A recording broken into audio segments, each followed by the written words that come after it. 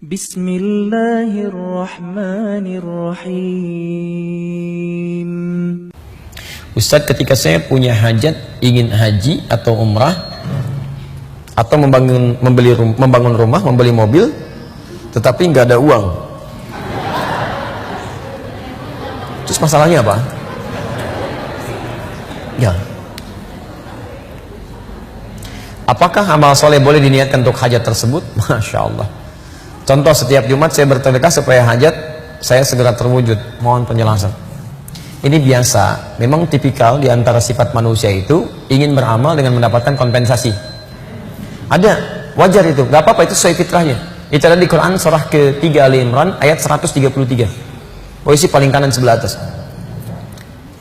Wasari'u ila maghfiratin min rabbikum wa jannatin arduha as-samawati wal ardu u'iddat lil muttaqin. Dan bergegaslah Anda memohon ampunan kepada Allah.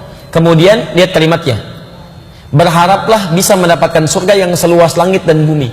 Di Quran mengatakan silahkan Anda berharap, jadi mengerjakan amalan supaya bisa masuk surga.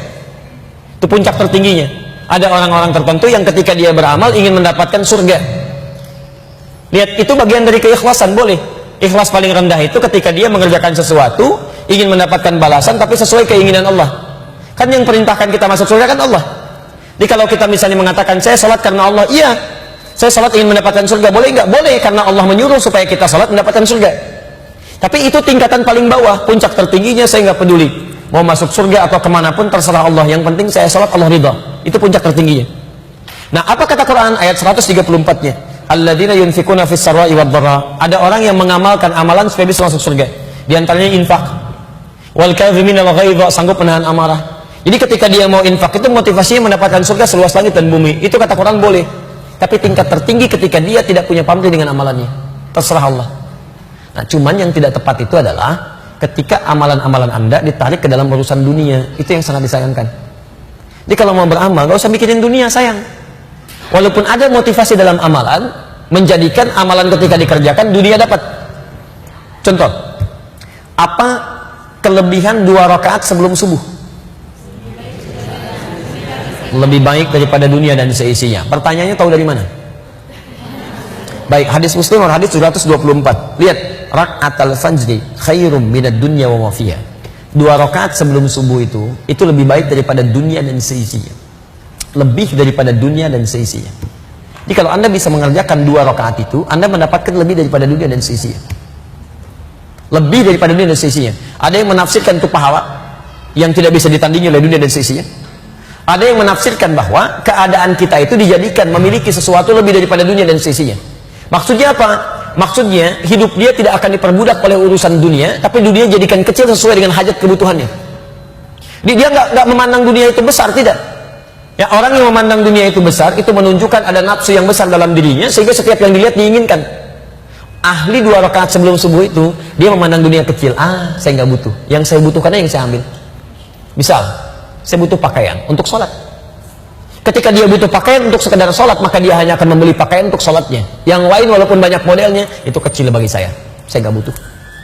Cuman ingin, capek. Dia butuh minum. Apa fungsi minum? Menghilangkan haus. Yang penting air putih. Kan fungsinya menghilangkan haus. Ketika dia merasa apa yang dia butuhkan itu dia kerjakan, maka dia akan dicukupkan oleh Allah kepada yang dibutuhkan saja. Yang lainnya kecil, tidak dianggap penting.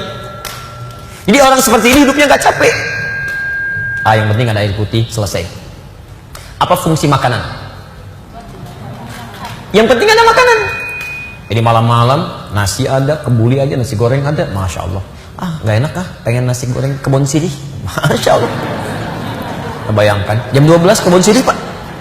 Jam 12 udah berangkat, macet-macet luar biasa. Sampai sana tutup. Jadi saran saya, misal ada janji banyak di Al-Quran, misal mohon maaf ya, orang-orang yang infak itu, yang sedekah itu diberikan balasan minimal 700 kali lipat, ada 10 kali lipat. Tapi ketika Anda akan infak, Anda nggak usah mikirkan balasan, infak aja dulu. Karena pemberian Allah itu tidak harus langsung berupa balasan dalam bentuk yang Anda pikirkan. Misal ada orang perhitungan gini, kalau saya berikan 5.000, saya dapat 50.000. 50.000 pemberian Allah itu belum tentu dalam bentuk uang. Kesehatan, Bisa. Traktir teman, kenyamanan, ketenangan. Kadang-kadang itu lebih penting. Ayo pilih mana? Dapat 500.000 tapi gelisah, atau tidak dapat tapi tenang? Kalau bisa sih dapat tenang gitu kan?